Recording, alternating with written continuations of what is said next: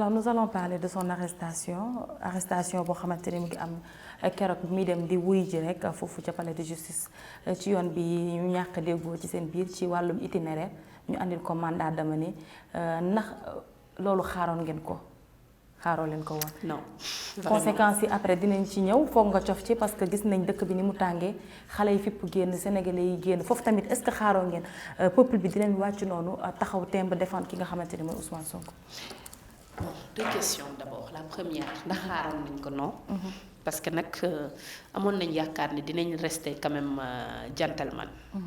Parce que nag soo xoolee procédure bi ni mu demee. ba ni mu egsi foofu du ma ci ñëwaat parce que sénégalais yi dégg nañ ko déggaat ko. jaay doole bi ci am. ba ñu yëkkati immunité parlementaire maanaam maraanu kiiraay président Ousmane Sonko ci lu jaaduwul lu jaarul ci yoon. mais quand même la veille. ci matam ak dalam ak gëdd gi mu jox kilifa diine yi ci Sénégal ak gëdd gi mu jox ñi muy àndal ñu ñaan ko ne ko demal wuyu ji donte neewoon nga doo wuyu ji ndaxte yoon bi ñu jaarale sa yëkkati mbaaraayanu kiiraan yi yembul baaxul mais demal wuyu ji mu dégg ndigal ne damay wuyu ji. defe naa foofu moo indi problème bi parce que dafa faussé seen plan yépp parce que il ne s'attendait pas à ce que mu dem wuyu ji. defe naa tey boo analyser avec le recul les choses di nga xam ne seen objectif moo doon mu bañ ko def ba su subaa lépp lu am rek ñu ne moom moo ko def parce que dañ ko woo mu bañ mais nag boo nekkee boo amee kilifa buñ lay wax ngay dégg yàlla dalay guider et il a eu la bonne décision que je salue au passage dem wuyu ji nag même su fekkee conditions yi ñu ko woowee normalul bi mu demee ba war a wuyu ji. ana man ñëwal wuyu si ma convocation mais man maa lay sàkkal fi ngay jaar loolu ban dëkk la am loolu ban façon la rawatina nag itinéraire bi nga tànn nag pour ma jaar fa defe naa du ngeen ma bàyyi may wax lu ma neex gis nañ ña fa nekkoon à penser que sax ñii dañu bëggoon attenter à la vie du président Ousmane Sonko parce que bu fekkee dañu jël ay nervis teg leen ci yoon ba pare ne ko jaaral foofu ndëgg sërëxal la pour mu tomber dans ce piège mais nag ñun bàyyiwuñu suñu bopp aussi parce que nag am na loo xam ne nag ci dayoo nit bu fa tolloo dina am ay précautions yoo xam ne dina ko jël donc bi ñu demee xool yoon bi dañu gis ni fii ñu ko bëgg a jaarale kat bu fi jaaree amaana dina am lu fa xew donc ñu décider nag choisir nag yoon bi nga xam ne fa la ñuy jaar te defe naa loolu c'est pas la première fois dans l'histoire politique du Sénégal. Le président Ablaye Wade ñaata yoon nañ ko convoqué mu war a jóge point E dem wuyu ji dafa tànn yoon bi ko neex mu jaar fa le président Macky Sall bii nga xam ne tey moom mooy tànnal président Ousmane Sonko fu muy jaar ban ko woowee dafa xool yoon bi ko neex mu jaar fa Idrissa Seck ba ko Abdoulaye Wade woowee ba ko président Ablaye Wade bëggee tëj dafa tànn yoon bi ko neex donc lan moo tax tey président Ousmane Sonko warul woon mën a jaar yoon bi ko neex. loolu yëpp rek ci xeetu jaay doole la loolu yëpp ci désordre bi nga xam ne moom lañ gis au sommet de l'État te yàlla nag def ni ba mu demee bay waaj a yegg la député yi déposé benn motion boo xam nañ ni day arrêter la procédure de levée de l'immunité parlementaire donc forcément li jaadu woon mooy ñu bàyyi ko mu delluwaat këram mais comme dañu dogu woon rek ne par la force danañ ko tëj ci 3 mars bii nga xam ne ci lañ tëjoon Khalifa Sall 4 ans plus tôt 3 mars boobu nga xam ne ci lañ tëjoon Karim Wade encore 8 ans plus tôt est-ce que nag 3 mars bi xëy na dafa am lu muy signifier ci ñoom ba forcément il faut ñu jàpp ci Ousmane Sonko caabi féete ko ginnaaw c'est des questions qu'on se pose aujourd'hui donc il fallait que ñu trouver benn argument fallacieux pour arrêter ko yóbbu ko jaay ko doole et gis ngeen li mu jur mais defe naa armada bi ñu génnee pour jéem a arrêter président Ousmane Sonko suñ ko xàllaloon yoon escorté ko bàyyi ko mu dem nag jaar fi ko neex ay militants am topp ko ba mu yegg tribunal ñu déglu ko buñ ko dégloo dellu ci këram doo nga ci mën a nekk ndax dossier bi dafa vide mais loolu lañ mënul woon accepter donc nag malheureusement le préfet de Dakar a pris la décision qu'il a pris et il s'en est suivi li nga xam ne moom lañ dund une violence inouïe boo xam ne des vies ont été perdues te mu nekk loo xam ne waroon nañ ko mën a éviter may wax rek ni le principal responsable de ça c'est le président Macky Sall parce que cette affaire n'aurait pas dû egsi fii ba lii di ci am moom moo responsable de ces morts et comme l'a dit si bien dit suñu leader démb on ne laissera pas cette affaire là comme ça parce que nag bakkan dafa fort te nag ku ko natt ci sa bopp xam ne metti na ay nervi di génn ñuy tirer à balles réelles ci population yi désordre di sànni journaliste yi sax yéen dañ leen ci boole ci embargo bi ndax dégg naa préfet bi muy wax dafa ne gazer tout le monde même les journalistes même la presse alors que vous êtes le 4e pouvoir quoi qu'on puisse dire on a besoin quand même d'une presse boo xam ne mu ngi relayer les informations même en temps de guerre les journalistes ont le droit de reporter donc je ne vois pas ban émeute wala ban manifestation de ville la ñu war a mën a interdire aux journalistes loolu yëpp rek nekk ay xeetu jaay doole yoo xam ne dañ ko gis Sénégal depuis l'avènement de ce régime muy yokku nag chaque jour rek ñuy confisquer les libertés chaque jour ñuy salfaañe suñu ay droits chaque jour rek ñuy jaay doole nit ñi di leen tëj di leen déglu di leen mettre sur écoute dañuy dem ba mujj gi dañuy foog ni sax dans ce pays être un opposant c'est un crime may wax rek sénégalais yi que la constitution moo permettre le droit de s'opposer l'opposition est un droit constitutionnel ku mu neex far fu la neex bu la neexee nga far ak régime bi on respecte bu la neexee nga far ci opposition bi et tu as le droit de vivre dignement dans ce pays mais lan lañ gis ñun en tant qu'opposant on nous met sur écoute di ñu topp te foog ni xamuñu ko xam nañ ko mais j'ose espérer que dans un Sénégal très proche ces pratiques machiavéliques dina fi jeex ces pratiques yi nga xam ne c'est d'un autre âge man yi ay Russie ak dans les pays de l'Est laa ko daan dégg mais suñu demee ba Sénégal tey des citoyens sont traqués suñu demee ba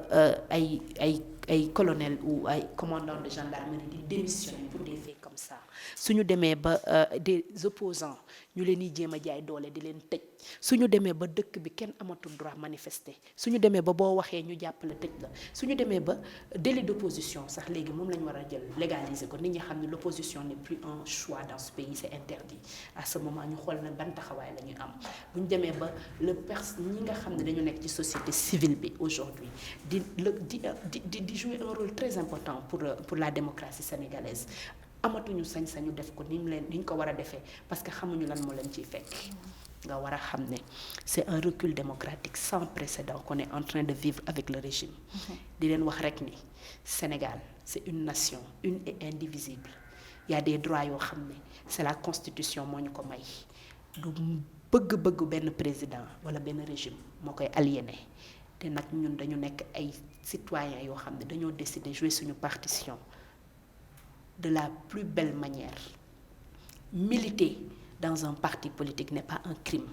et que nous affirmons encore une fois notre appartenance à l'opposition radicale de Macky Sall parce que nous ne sommes pas d'accord ak ni muy yore Sénégal te am nañ droit def ko nam ko defee woon en 2009 contre Abdoulaye Wade nam ko defee woon dans l'opposition avec ay ñoñam ba élection jot démocratiquement mu gagné ñu installé ko au palais noonu lañ ko fas yéene defee ak moom ba 2024 et comme l'a si bien dit le président Ousmane Sonko ñaanuñu yàlla ci Sénégal ñuy am président boo xam ne dañ ko fiy dàq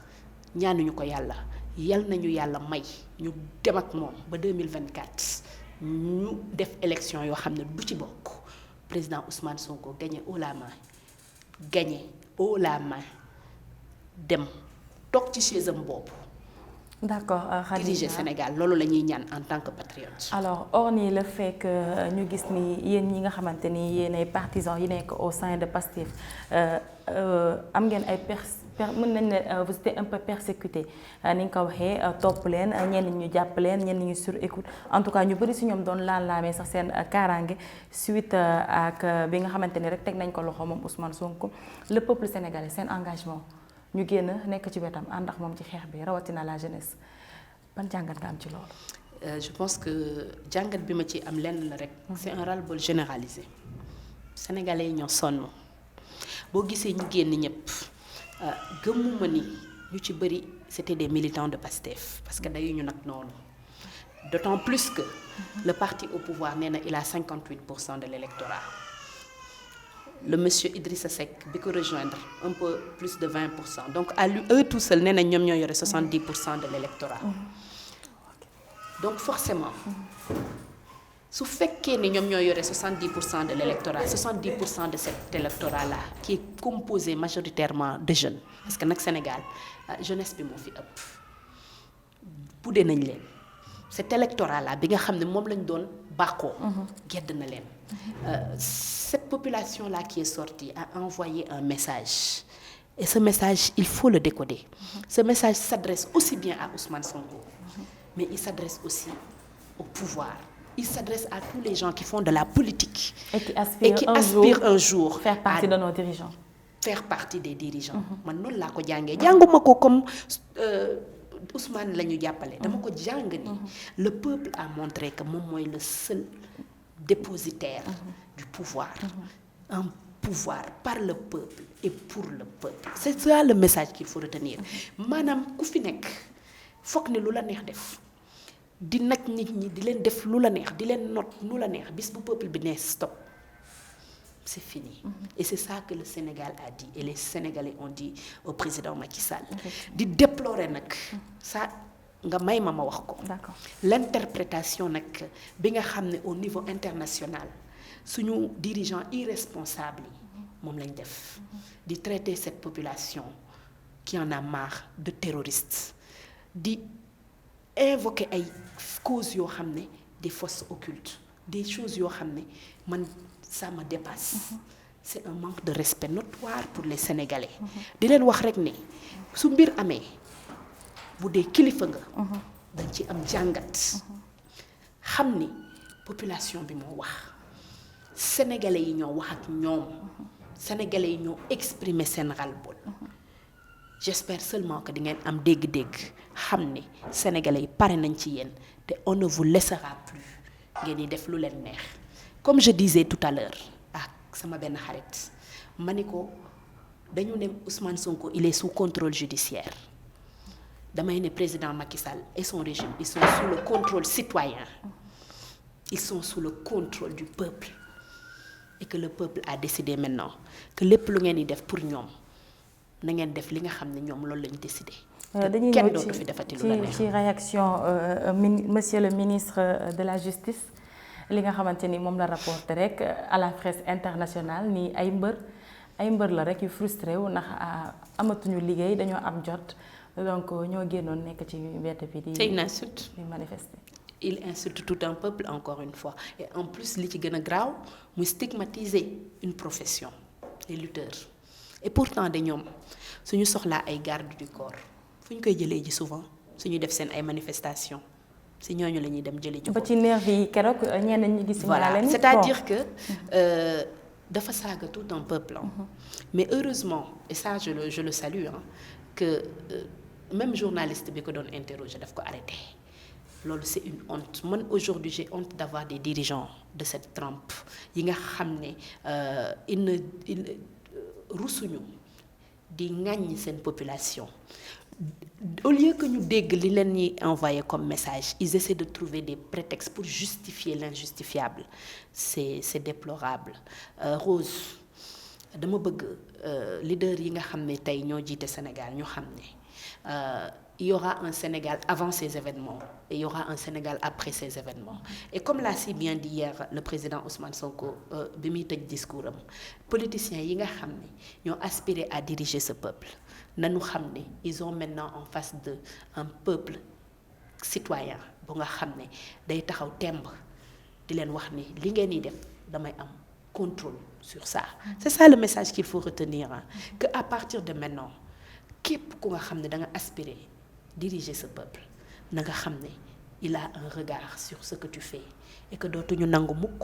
nit di ñu bâillonner nit di ñu tënk nit di ñu def lu ko neex te dara du ko ci fekk. C'est ça le vrai message que moi en tant qu'acteur politique moom laa retenir et j'ose espérer que tous ceux qui aujourd'hui s'engagent en politique ont compris que le pouvoir est pour le peuple par le peuple et que le peuple est le seul souverain et ils l'ont démontré avec ces événements. alors discours ki nga xamante ni mooy le président Ousmane Sonko njiital parti politique bu Pastef dégg nañ ko aussi démb li ma ci gën a frappé man personnellement mooy parti bi muy tudd Adji Sarr parce que je peux pas comprendre nit koo xamante ni mën nañ ni jafe-jafe yépp mu nekkee moo ko teg en contrepartie donc elle est très impliquée en tout cas Adji Sarr parce que moo déposé plainte bi moo ko jiiñ ni def ko siif daf ko menacé et boobu ak léegi delluwul ginnaaw gis nañ dëkk bi ni mu yëngoo gis nañ li ci jot a xew yépp suñu ay frères ñàkk ci seen ay bakken ñuy jaale seen famille de passage alors tey Khadija moom bu toogee ne daf ko ñeewantal ndax dafa jàpp ni rek dañ ko manipuler tudd quelques points quelques aspects moi personnellement ça m'a choqué bu mu la choqué tu sais c'est une victime cette pauvre fille est une victime dama ko yërëm parce que dañ ko dugal ci benn engrenage dugal ko ci benn système bi ñuy décrier boo xam ne dépassé nag li ci gën a metti mooy su doon seen doom la walla seen rakk walla seen mbokk la duñ ko doxalee noonu mais doomu jàmbur la ñu jël kii Adji c'est une fille boo xam ne elle est vulnérable ak passé bi mu am elle a perdu sa mère très tôt ça ne justifie pas tout je te l'accorde mais c'est quand même benn profil de femme boo xam ne mënoon na ko dal mënoon na nekk neex na corrompre malheureusement kooku lañu utiliser tey pour détruire un pays parce que ce qui s'est passé hier c'était une guérilla urbaine boo xam ne c'est sans commune mesure musul am ci histoire du Sénégal te la honte que nous les femmes on a c'est que li ko déclenché ci mbirum jigéen la jógee loolu mooy regret bi nga xam ne ñun am nañ ko ci mais man je comprends le président Sonko et je pense que même en tant que femme su ko deful woon nous on allait lui demander ça en tant que maman parce que nag Adji je peux être sa mère mën naa ko jur mën na nekk sama rakk te su doon sama rakk la bëgguma ñu utiliser ko pour yàq nit te soo xoolee li fi am yépp ñi ko ŋànk ñi ko wër ñi ko comploté ñoo ko ëpp dayo ñoo ko gën a sa capable te xalaatul woon ci àddinaam que ni yëf yi ni lay mujjee donc c'est une victime c'est une fille boo xam ne dañ ko war a protéger c'est une fille boo xam ne man je lui pardonne du fond de mon cœur man baal naa ko parce que c'est pas elle c'est un pion qu'on déplace dans cet échiquier mais xam nga ñan nga xam ne tey Sénégal danañ ko layoog seen borom d'abord mais fii Sénégal danañ leen wane ba ñépp xam ni ñan lañ parce que xam nañ ni ils ne perdent rien pour attendre ils savent pertinemment que ce complot là ñun xam nañ ñi nekk ci biir yépp et le moment venu comme on dit yuuxu dina jub fuñ ko fogeewul li ma la mën a wax rek mooy li dommage dans cette histoire on a utilisé une femme mais li gën a dommage mooy ñu utiliser le viol bi nga xam ne y aura beaucoup de femmes yoo xam ne tey danañ leen violer ñu war a am nu ñuy taxawee xëy na sax ñu ragal dem def ko ndax xamuñu lu leen ciy fekk c'est-à-dire que on aurait pu utiliser autre chose pour essayer de détruire Ousmane bien que quelle que soit la manière duñ ci arriver à leur fin parce que Ousmane yàlla moo ko sellal def mu doon nit koo xam ne macha allah dafa am qualité yu nekk ci moom yu nekkul ci ñoom. ñoom dañu foog ni nu mel ak nanu day ak nanuy jëfee noonu le président Ousmane Sonko di jëfee ils se sont trompés et les Sénégalais ont compris li ma la mën a wax rek mooy nañu protéger les femmes on n'a pas le droit de jouer avec le viol on n'a pas le droit di utiliser quelque chose d'aussi important que le viol. ñu xeex ay at yu bari pour ñu criminaliser le viol pour qu'on l'utilise à des fins comme celle qu'on vient de voir loolu dama ko déplorer di wax rek ni c'est dommage que le Sénégal en arrive là parce que le Sénégal ne mérite pas ça le Sénégal ne mérite pas ñuy def la une de l'actualité mondiale sur des choses yu nga xam ne amul fondement amul dara waxi kasaw la ñuy def la une sur une guérilla urbaine boo xam ne kenn mësu ko xam Sénégal lii yëpp pour lan pour détruire un opposant politique c'est vraiment lâche c'est très petit te nag je sais que Sénégal aujourd'hui est la risée du monde le président Macky Sall est la risée de ses pairs et que il a compris que yàlla rek mooy fale ba ko yàlla di jox nguur tàgguwu ko te bis bu nammee jël keneen def ko président bu koy remplacer amaana mën na bañ a doon président Ousmane Sonko du ko tàggu na xam ne yàlla mooy seul guide mooy seul buur biy dogal te nguuram rek moo dul jeex te moom 3 ans moo ko fi desee te booy jeexal nag la ñu daan wax na nga rafetal di ko ñaan yàlla mu rafetal di ko ñaan yàlla li ko desee ci nguuram gi mu rafetal te mu liggéey pour sénégalais yi ndax sénégalais yi sonn nañ xale yi sonn nañ jigéen ñi sonn nañ te yuuxu bi nit ñi yuuxu war na koo yee ci lu bari mu xam ne il a échoué dans tous les domaines il a échoué et c'est ce ras-le-bol là qui est sorti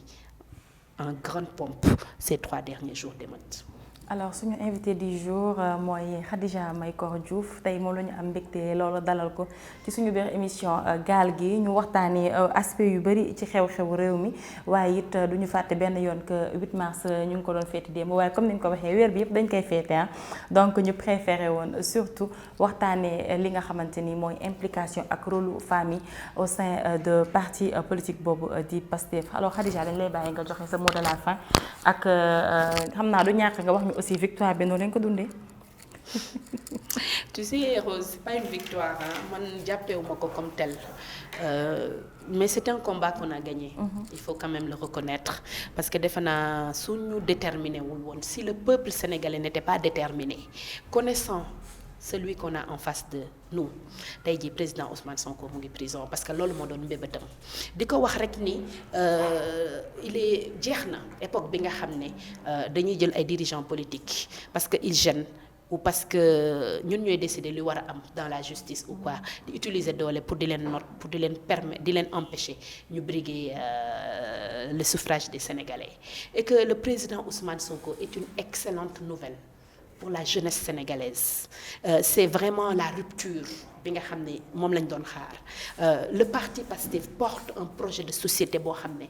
dafa dépasser le Sénégal c'est un projet de société pour l'autodétermination des peuples noirs c'est un projet de société boo xam ne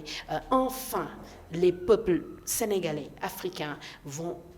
embrasser en fait leur vraie indépendance c'est ce projet de société que Mamadou Dia en 1962 avait incarné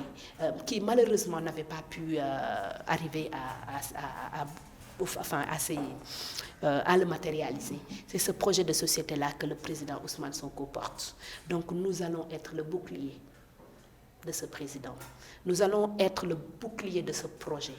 Et nous ne permettrons plus jamais à un dirigeant bu nga xam ne mu ngi ci Sénégal ou partout en Afrique parce que nag le vent de la révolution a sonné au Sénégal et dans les autres peuples africains et que ce vent-là et que cette révolution qui est en marche kenn mënatu ko arrêter